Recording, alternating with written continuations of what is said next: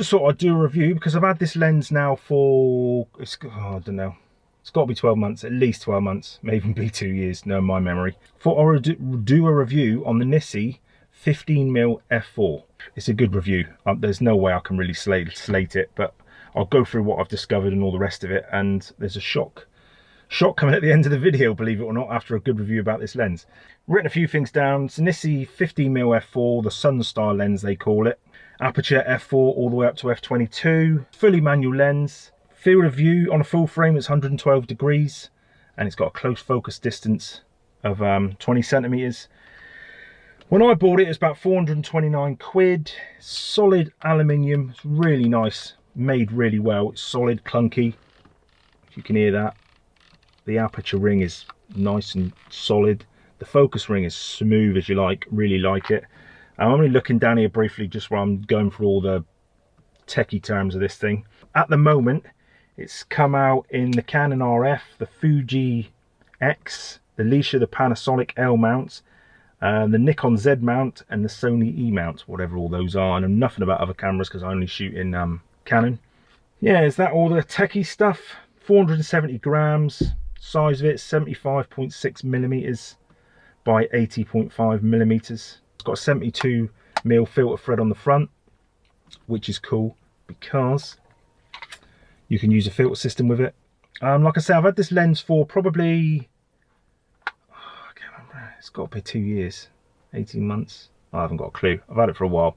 With COVID going on and all the rest of it, I'm completely lost for years. I still think I'm still at school. For the price, for 429 quid, it is unbelievably cheap because it is such a sharp lens, especially in the center. You know, for a 15mm lens, to have it really sharp at the edges is going to be literally near on impossible, I would have thought, because that's such a bend, that's so much to pull in. 15mm is well wide. Good thing with this lens is any aperture, f4 all the way up to f22, is you can get, as long as you've got some light in the scene, you get some nice starbursts. A lot of people may think, oh no, because it's fully manual, you know, obviously beep beep beep doesn't automatically focus itself. I've pretty much manually focused all the time anyway, because I'm a tripod shooter. Camera on a tripod, set my ISO, set my aperture, set my shutter speed. I've pretty much always, even with autofocus lens, I've chosen in the shot what I want to be perfectly in focus, whether it be a rock in the foreground or, you know, a fence post or something like that. I've always chosen my point of focus, so I've literally just zoomed in on the back of the camera, quick focus, zoom out, job done. So that's the only thing. If you're running and gunning really quick, wouldn't say this was the lens for you unless you're really good at that. Mind you, no, it's not bad. With focus peaking, if none of you know what focus peaking is, pretty much I think all these mirrorless cameras nowadays, the Sonys, the Nikons and everything else, and the Panasonics, Fujis, I'm pretty much sure they've all got focus peaking. And it is as simple as you turn your focus peaking on in the camera, and when you turn your focus, you can set different colors. Like I've got most of the time mine's set on blue, so when I look through there or on the screen on the back, I've got a blue line which is the point of focus. I literally just turn that and you see the blue line go through the scene, depending on the aperture whether it's wider or narrower. But you can literally just turn your focus ring and you'll see the point of focus literally go forth and back through the scene, and you put it on what you want in major focus, and then it falls off. So with focus peaking, so easy, it's unbelievable. Generally, like I said earlier, I'm a tripod shooter of landscapes. Pretty much every landscape I shoot, I'm on a tripod because I'm nice and slow, take me time, set me aperture, set me shutter speed, my ISO and all the rest of it. Focus in, take me time, put my filters on because it's all relaxing to me. If I am out walking the dog or going for a walk with the wife, the kids or whatever, across the fields, down the lanes, I will pretty much put my camera on manual. I'll put it on, say, aperture of 5.6, focus to infinity, set my shutter speed to 100, ISO probably auto, and then pretty much anything I point that out, because I'm shooting at 100ths of a second, pretty much, and into infinity, I'll get everything in sharp focus. That's pretty much if I'm just running and gunning and out for a walk with this lens. Shutter speed 100ths of a second, so I don't get any shake. ISO auto, because the auto ISO on these cameras is amazing, just for walking around. 5.6.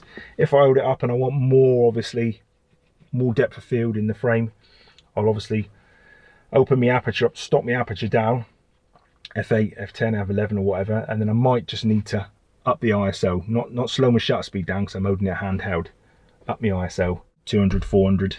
I mean, on this thing here, I'm quite happy to shoot at ISO 800, sometimes 1600. The EOS-R isn't known for having the best ISO performance, but to get the shot, and then the rest is in Lightroom. So running and gunning, it can be used pretty, in fact, yeah, it is with the focus peaking. It's pretty cool. That was me talking a load of rubbish earlier. I'm going to put some pictures up on the screen. What did I say about build quality?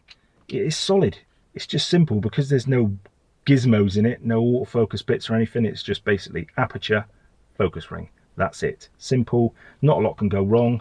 Only thing it hasn't got is water sealing, you know, like a gasket in between that and the main body. But it is built really well, feels really nice in the hands, not too heavy. It's not heavy at all, to be honest. There's not really much more you can say about it. It's a lens, it's 15mm, it shoots at f4 to f22, and it's sharp. It's 400, it's less than 500 quid. If you've got 500 quid and you want a lens, and you want a lens for landscapes, buy one. It's well worth the money, definitely well worth the money. Just wanted to show how good this lens is. What you can, obviously you can get the wide shots for landscapes and stuff like that, but what else it can be used for because of the close focusing distance. Here's a couple of shots. Well, in fact, there's a range of shots. I've got them up on my phone so I don't forget here. Like this one, mushroom, on little mushroom on a woodland floor taken in autumn last year, I think it was.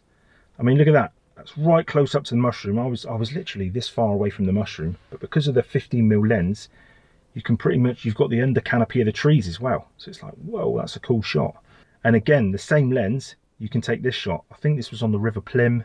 Got the nice, again, this was probably taken on the same day actually. Got the ferns on the right hand side, the rock in the foreground, the bridge, the long exposure, because I could use filters, IRND, neutral density filters on this. See, look at the difference between those two shots with the same lens. Again, picture of my dog. Believe it or not, that was taken at 50mm, and look how sharp it is. Butterfly. 50 out walking with the wife, walking the dog. This was in the spring. No, it wasn't in the spring. This was in the summer. Look at that again, taken on a 15mm lens, not a macro lens, not a zoom lens, stood far away. Look at the detail. It's unbelievable. Woodland floor. Look at that.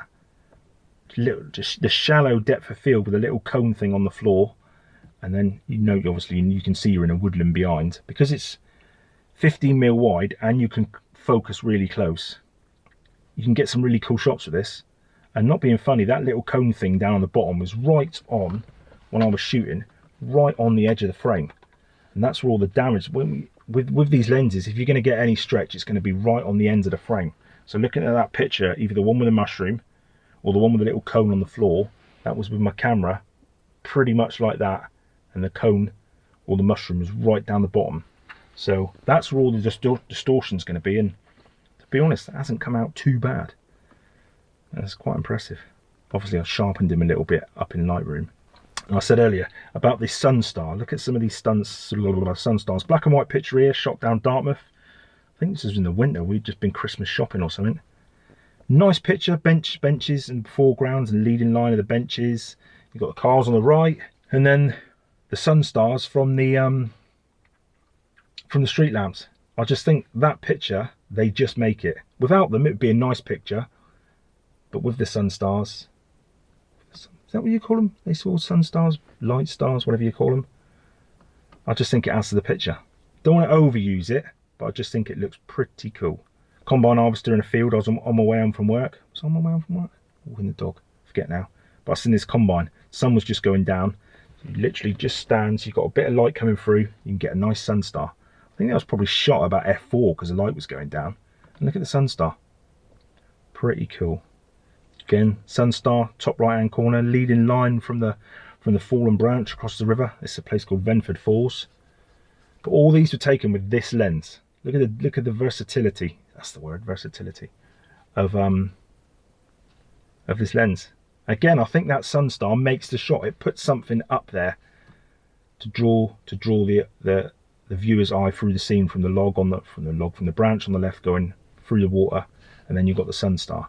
A couple of shots here again from Venford Reservoir. Look how wide that is. The branch in the foreground, loads of rocks with moss in the foreground. It keeps going on to the falls, and you've got the fallen branch across the falls, and then you've even got the trees up the top. I mean, it's like, woof, look how much you can't fit any more in the scene. The only thing I haven't got is the moon. Look how much you can get in the scene with 15mm. It's crazy, and still focus close. But anyway, like I was saying earlier, I went out, in fact it's my last, I don't know if I've posted the video yet because I haven't edited it, but I went down to Mansands to shoot a video in the morning, so I was awake, so I just wanted to go out and get some shots. And no clouds. Shooting from the beach, out to the water, and all I had was this nuclear bloody sun in the frame. It's like, God, shooting into the sun is a nightmare. As it is, I had a 0.9 hard ND filter to try and slow the bright sun down anyway. But because you can get a starburst with this picture here, it's a long exposure. Well, I say long exposure, it's only like 5-6 seconds, I think. The rocks on the left, and then you've got the sun on the top right hand. But because the lens turned the sun into a starburst, I think it helps the shot. It's not just it's turned it into a starburst and made something of it. And here's a couple more shots just to show again the versatility. All the same lens. This was a shot last weekend actually. Lying down in the grass, sunrise, through the grass, bench, bit of a sun star because I got down lower behind the bench. So the light was just coming over the top of the bench, and I'll get myself a nice sun star. Again, close focus distance because you can focus close with this lens. Got the grass in the foreground. Love it. Absolutely love it. Another shot of a boat. I pass this boat every day when I walk with Coco, my little dog. But like, look at the rope, bottom right hand corner, you've got the rope up to the boat, and you've got this crazy funky sky because you can fit all this in with a 15mm. Love it. Absolutely love it. And then this one here is one of my favourite shots of the past 2 years. It's Bricks and Breakwater. Me and the wife was just down out having a walk. In fact, we're walking the dog, and from nowhere this sky just opened up, and there was like an eye right across the sky. All of Tor Bay was this eye of just red colour. Blue sky, sun was setting. I took it in portrait format, and I think I wrapped off about 12 or 14 frames and stitched them all together to fit it all in. Because I had this wide angle 15mm, I wanted to see how well the pictures stitched together, obviously because of the stretch on the ends, and I think it come out pretty well. This was up Berryhead, sun's just coming up. I say gate in the foreground, headland on the left and the right, makes it in a bit of a cove there. Nice clouds, nice sun. Again, the versatility of this lens for all those pictures, unbelievable. So yeah, that was that's just a few shots taken on this lens just to prove what you can do from and to. I can't really say anything bad about this lens. I mean, crumbs, I grew up with VHS Betamax, 4 channels on a TV and no HD, so anything to me is like amazing now. I really appreciate what these people are banging out, Canon, Nikon and the rest, and just the lenses that are coming out now are so sharp, even for under 500 quid. Bad points, I don't know what the bad points are really. Yeah, it could do with a gasket for weather sealing. I don't know what, I mean, the only thing you can say is it's not autofocus, but that didn't really bother me to begin with. I like it. It's not 100% sharp on the edges of the frame, but it wouldn't be because it's 15mm. I haven't really got any bad points about it. NISI, you've done a really good job with a great lens. Saying that, the shock news is I'm selling it. And the only reason I'm selling it, I haven't really thought about this before the video. I made these notes about pictures and stuff and all the rest of it. Why am I selling it? I think mainly because my eyesight, I've just hit 45, 46, 45. My eyesight is cocked. It's all over the place. I need glasses to read. I need glasses to see far away. And I found myself struggling looking at the back of the camera, focusing with this. When I first got it, no problem at all. But I'm just really struggling to focus. So I'm going back to an autofocus lens, pretty much, especially with the touch screen on the back of this EOS-R. Set my camera up on a tripod, literally touch, beep, where I want it in focus, job done. So that's probably the only bad point with that lens, is the autofocus. But you know that when you're buying it, and that's why it's costing you less than 500 quid. It ain't got all the gizmos inside it. And the lens that is replacing it, you're not going to know until I do a video about that, because it's a Canon RF lens. And the only other reason is sometimes when I'm out shooting with this, I'm a wide angle shooter because I like to be in the scene, if that makes sense. When I take my pictures, my landscape shots, I like to kind of feel like I'm in them. They come around me. I know a lot of people that shoot at 50mm and above are almost outside looking in. That's why I really like wide angle landscape shots, because I feel like I'm inside. But sometimes when I'm set up for a shot, I just think, oh, I just want to zoom a little bit. Not a lot, only sort of another 10-15mm. I know I can do that on the computer. Well, I can crop in on the computer for that. But sometimes just a little bit of a zoom would be nice.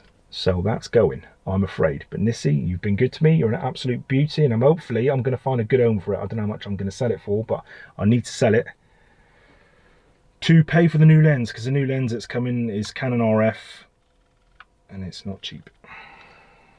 But I'm selling this, and I'm selling my RF 24-105 and my EF 50mm 1.8 Mark II to get this other lens.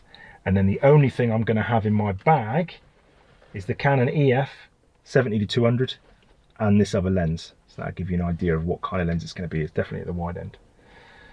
So yeah, that's my kind of quick review on the NISI 50mm f4. Sorry, I'll shove it in my van here, but this is the only quiet place. I park on my driveway at home. It's the only quiet place I've got to do reviews. Or talk to the camera. Yeah, so if you've got 500 quid spare and you want a wide angle, get it. It's a good lens for less than 500 quid. It's tack sharp, it's nice. Love it, simple to use.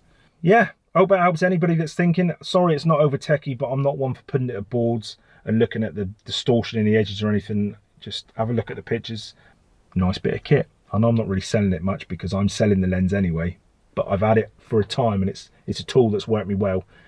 But now I'm just moving on to something else. And I would keep it if I could, but I can't afford to keep two lenses. So hope it helps. Cheers for watching. Cheers. Bye.